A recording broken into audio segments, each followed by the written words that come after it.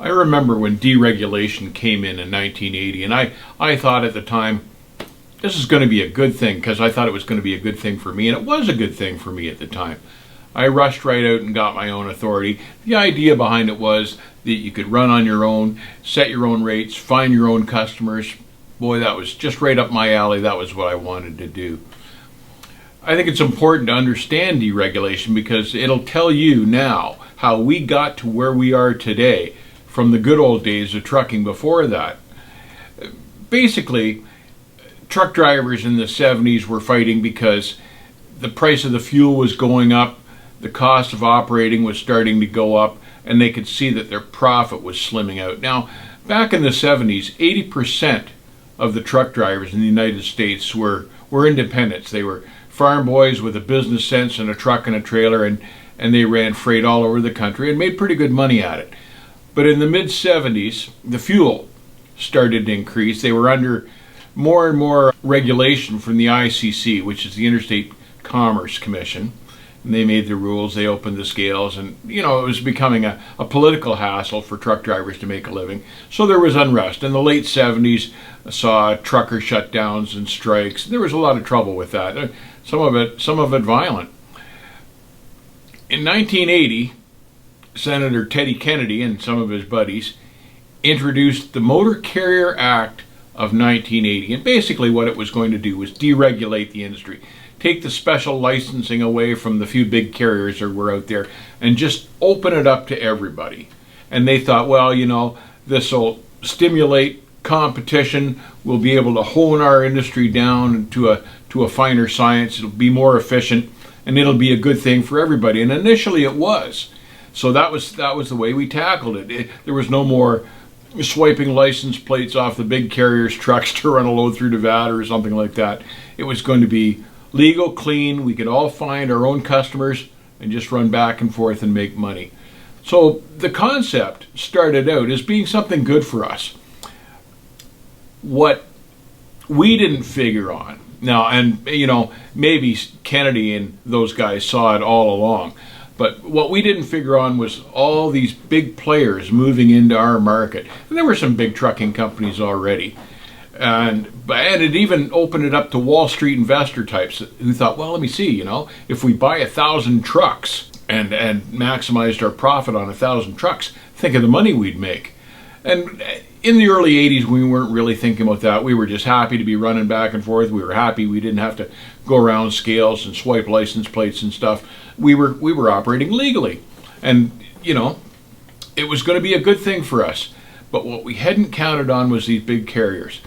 And I first remember, I don't know when it was, late in the 80s, at one point, where I read something from an interview. They were interviewing the guy that had owned J.B. Hunt. And his theory was, well, if we've got 1,000 trucks and we only make a penny a mile profit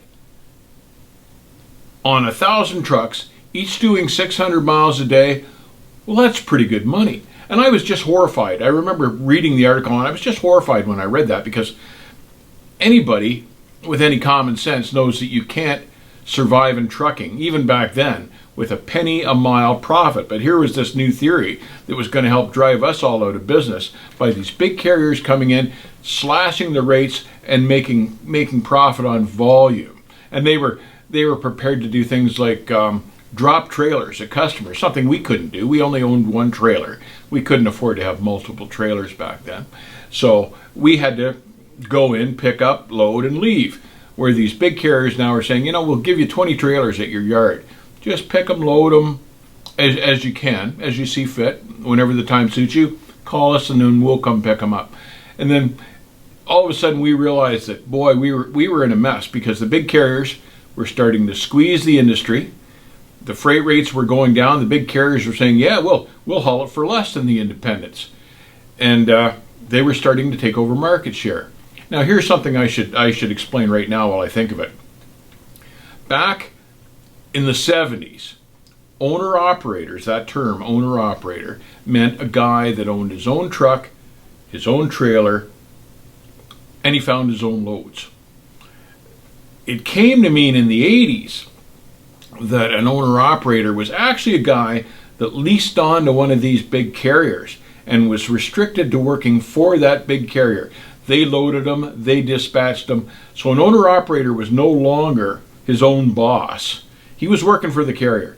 So the guys that still had their own authority and their own trucks and trailers became to be known as independents. So it's important that we know that distinction here. So anyway, the independents started to get squeezed out of the market. A lot of them went to these carriers to get freight and became owner-operators rather than independents. And the whole thing started to taper down and down and down.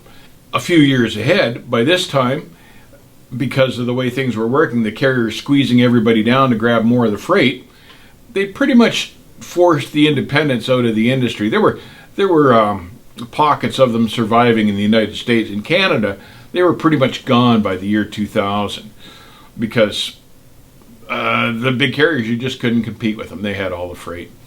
I myself put my own operating authority in dormancy in 2009 because I couldn't find good paying freight to get me out to the lettuce fields in California where I could load for my direct customer and come back. That was how I made my money, was hauling directly for this produce buyer. And it was good money, but I couldn't find good paying freight to get out to the lettuce fields because by this time all the big carriers had snapped it up and driven the rate down. So to go to work for them was they'd take a cut of it, and it didn't leave you with enough. Another thing that emerged through this period were these crooks that called themselves load brokers. And all these guys had was a desk and a telephone and a slippery sales talk, and they could trick shippers into thinking that they owned a fleet of trucks and they controlled a fleet of trucks. They could move their freight anytime, and they would do it for cheap. So the load broker would get all of the freight from a particular company by bidding it lower, cheaper, and then try to sell it to the truck drivers for even less money. So we ended up with a middleman that we really couldn't even afford at that point because the big carriers had already squeezed it to the point where nobody was making any money. So we get to the point here now these days where you've got the mega carriers basically controlling the industry, and no one's really making any money except for the guys that own the mega carriers.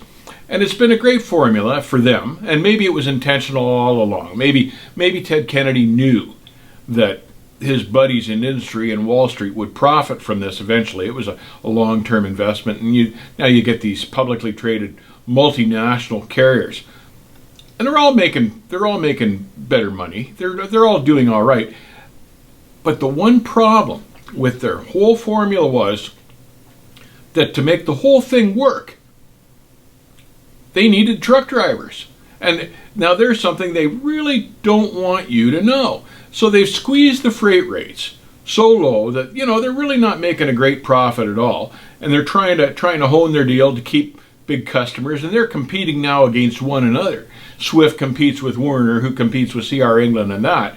And all of those guys are still chopping their rates little by little to get the freight, to get the grab on the freight. So it's basically a race to the bottom here by these big carriers. And the big carriers have really got to sharpen their pencils. Well, they can't do anything about their operating costs or any of this stuff. The one area that's kind of soft and they can take is pay from the drivers. So that's where they keep hitting the truck drivers. But they tend to think that the truck drivers are too stupid to realize this. Well, you and I both know differently. And that's why there's a driver shortage these days, is because more and more guys are getting out of hauling over the road stuff. And there's all sorts of trucking jobs out there that don't involve that. And you've heard me talk about working by the hour, and there's all sorts of smaller operations like construction or working for townships or something like that, where you need the high level licenses like the Class 1 or the A license to pull even their equipment around, and they're all paying by the hour. And they're not soaking their employees, they're bound by the labor codes, and they do pay their employees by the hour for every hour they work. But the over-the-road truck drivers are the ones taking the hit, trying to keep these big mega carriers in business. Now, how do you combat this? You basically stop working for the over-the-road mega carriers, and that's what's going to help you out. Go to some smaller operation that pays by the hour. Don't fall for this stuff where you're sitting for days and days for free on end at some customers, because you're losing money. And the shipper's just sitting there smiling. The shippers are in a great position these days because they're the ones truly making all the money. They've got these fools at the mega carriers hauling their freight for 1980s rates when it's 2018. They're the real winners in this deal, are the shippers. And do you think big industry needs more money from you guys? I think it should be going into the truck drivers' pockets. So this is why I say go to the small operations. Get away from this over-the-road, by-the-mile scenario, and you'll do better for yourself financially and have a better quality of life. But that's how deregulation worked, to basically spin us lower and lower and lower. So don't get caught in this trap. Get out of the over-the-road scenario. And I'll tell you one little funny story while I think of it before I wrap up here. And it's about needing truck drivers. And I remember being at a carrier that I worked for a number of years ago, and there were a couple of secretaries that came outside for a smoke, and I was within earshot of the smoking area. I was working on my truck, and the one said to the other, this would be a really good place to work if it weren't for the truck drivers. And I remember laughing right out loud because these girls had the same impression that a whole lot of these people that work for these mega carriers had. That they didn't, the truck driver was just kind of an annoyance. They were too dumb to realize that the whole thing revolves around the truck driver. Nothing works without the truck driver. And that's where we've got them, and that's why we need to take advantage of this situation. I talked about this. I did an ebook on the subject. It's a good read. It's called How Truck Drivers Can Make More Money. But yeah, it's interesting to understand the whole way the scenario played out. I think it's important for you guys to understand this stuff so you can understand what happened in the good old days and how we got into this position that we are today and how to combat that. Take care, keep the rubber side down, and I'll see you on the flip.